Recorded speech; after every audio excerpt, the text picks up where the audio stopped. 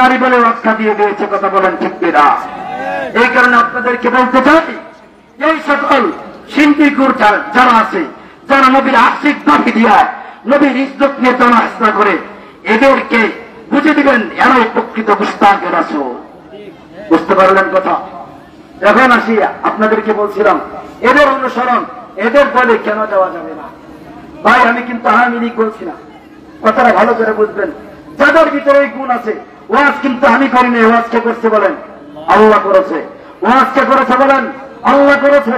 অতএব এই আল্লাহর আলোচনায় আল্লাহ যাদেরকে বুঝাইছেন যে এরা এরা এরা এরা এদের অনুসরণ করা যাবে না, কেন করা যাবে না? আল্লাহ বলছেন فالذين كفروا قطعت لهم ثياب من نار।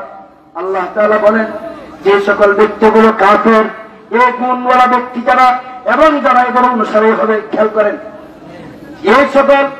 এই সকল ব্যক্তিগুলো আর যারা এদের অনুসারী হবে, এদের ফয়সালা কি হবে? কুতিয়াত লাহুম থিয়াবুম মিন নার, এদের জন্য আগুনের কাপড় কাটা হবে। বলেন নাউযুবিল্লাহ। কি কাটা হবে বলেন? কুতিয়াত লাহুম থিয়াবুম মিন নার, এদের জন্য আগুনের কাপড় কাটা হবে। এদেরকে পরানো হবে আগুনের কাপড়। কি পরানো হবে বলেন? আগুনের কাপড় পরানো হবে। আল্লাহ আরো বলেন ইউসাব্বু মিন ফাওকি রুউসিহিমুল হামীম, ময়দানে হাসরে এদের মাথার উপরে উত্তপ্ত গরম পানি ঢালা হবে। কি ঢালা বলেন?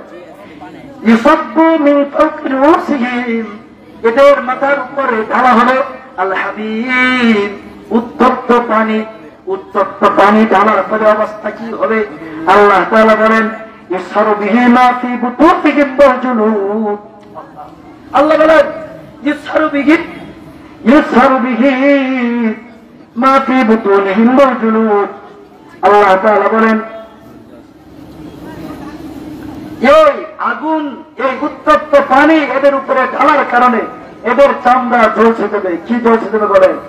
চামড়া ঝলসে যাবে। আর মা ফি বুতুনিহিম, এদের পেটের ভিতরে যা আছে ওটাও কি করবে? ঝলসে যাবে। চামড়া ঝলসে যাবে, পেটের ভিতরে যা আছে ওটাও কি করবে? ঝলসে যাবে। কে বলেছে বলেন? আল্লাহ তাআলা বলছে। এরপরে আল্লাহ আরো বলেন ওয়ালাহুম মাকামিউ মিন হাদীদ, ওদের জন্য রয়েছে লোহার হাতুড়ি। আপনারা কি হাতুড়ি চেনেন? ওই যে ই মারেন না, লোহা মারেন না, তার কাটা মারেন না। আল্লাহ বলেন ময়দানে হাসরে ওদের জন্য এরকম হামার হবে। কি হবে বলে? হামার হবে।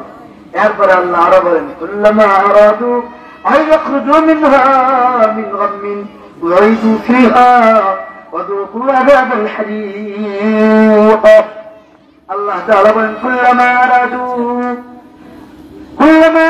আন ইয়াখরুজু মিনহা, ওরা এই জাহান্নাম থেকে যতবারই বের হতে চাইবে মিন গাম্মিন, যন্ত্রণায় অতিষ্ঠ হয়ে। কি হয়ে বলে? যন্ত্রণায় অতিষ্ঠ হয়ে যতবার ওই জাহান্নাম থেকে বের হতে চাইবে, আল্লাহ বলেন উইদু ফিহা, ওদেরকে ওই জাহান্নামে আবার ফিরিয়ে দেওয়া হবে। কি করা হবে বলেন? ওদেরকে আবার জাহান্নামে ফিরিয়ে দেওয়া হবে। এরপরে আল্লাহ আরো কয় ওয়াযুকু আযাবাল হারীক।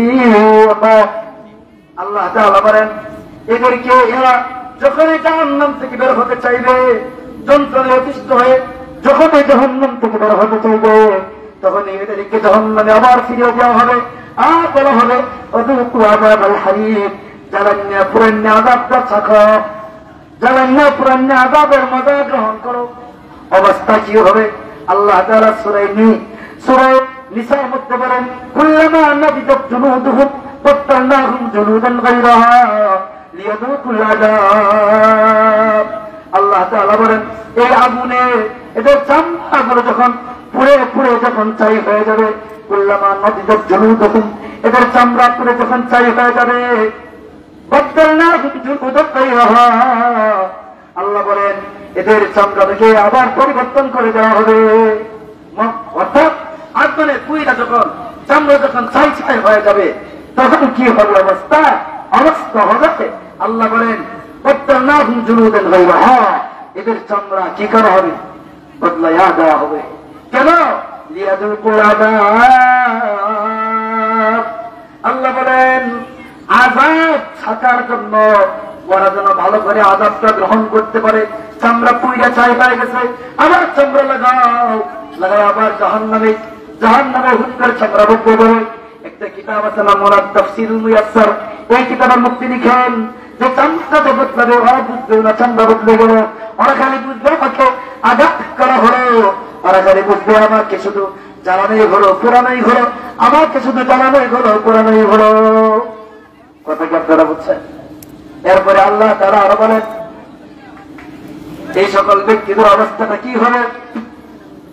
আল্লাহ তাআলা বলেন এই সকল ব্যক্তিগুলো আল্লাহ কি বলবে, রব্বানা আখরিজনা মিনহা, বলবে আল্লাহ আমাদেরকে এই জাহান্নাম থেকে বের করে দাও।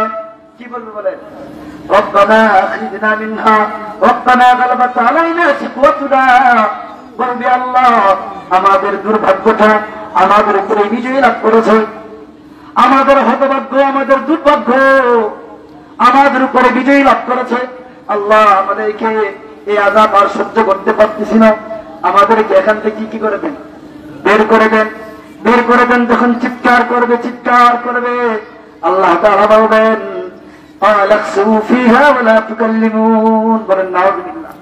আল্লাহ বলবেন আখতাবিল্লাহ, আরে আমার দুশমনেরা তোরা এখানেই দীক্ষিত থাক, লা তুকাল্লিমুন, আমার সাথে তোরা কোনো কথা বলবে না। কি করবে না বলেন, কথা বলবে না।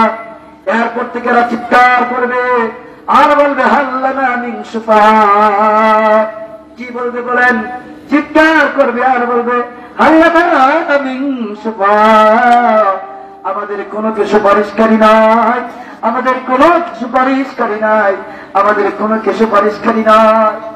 আমরা যারা জেলখানায় গেছি তারা দেখছি প্রত্যেকেই উকিলের বেলায় খুব আশান্বিত, কখন আমাদেরকে জেরা করে বের করবে, কখন আমাদেরকে হ্যারিং দিয়ে বের করবে, কখন বের করবে, কেন করে না, কেন বলে না, আরা উকিল ধরো, এটা হচ্ছে না, বড়টা ধরো, সভাপতিকে ধরো, অমুককে ধরো, এরকম করে ওরা মায়েদের হাসিনে বলবে হাল্লানা মিন শুফাআ, বলবে আমাদের কোন কে সুপারিশকারী আছে, কোন কি উকিল নাই আমাদের, যে উকিল সুপারিশ করে আমাদেরকে জাহান্নাম থেকে বের করবে।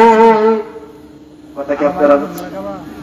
এরপরে এটা আরো, এরপরে আল্লাহ এদেরকে ঘোষণা দিবেন ইয়াসবিরু আও লা তাসবিরু সাওয়াউন, বলেন নাউযুবিল্লাহ।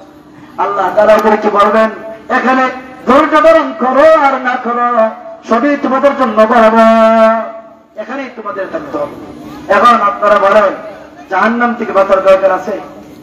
যদি জাহান্নাম থেকে বাঁচতে চান তাহলে আপনাকে আমাকে ঈমান মুকদ্দম রাখতে হবে। কাকে বলেন মুকদ্দম রাখতে হবে? কাকে? ঈমান মুকদ্দম রাখতে হবে।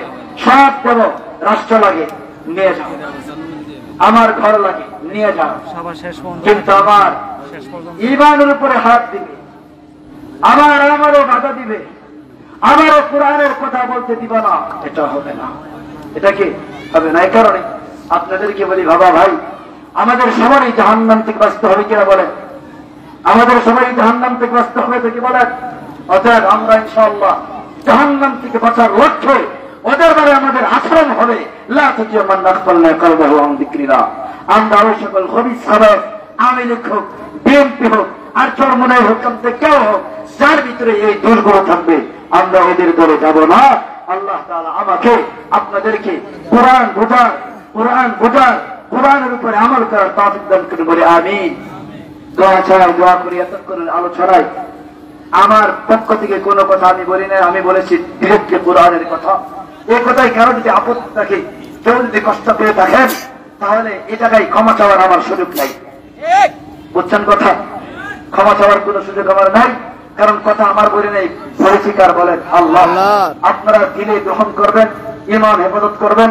আল্লাহ তাআলা আমাদেরকে, আমার বাংলাদেশকে, আমাদের এই সারা বিশ্বকে আল্লাহ তাআলা ইসলামের পতাকায়, আল্লাহ তাআলা ইসলামের ছায়াতলে এই বিশ্বকে এনে সবার ঘরে ঘরে, সবার মনে, সর্বজনীন ভাবে আল্লাহ তাআলা শান্তির ফয়সালা করেন। সবাই বলুন আমিন। দোয়া চাই, দোয়া করি। আসসালামু আলাইকুম ওয়া রাহমাতুল্লাহ। আলহামদুলিল্লাহ,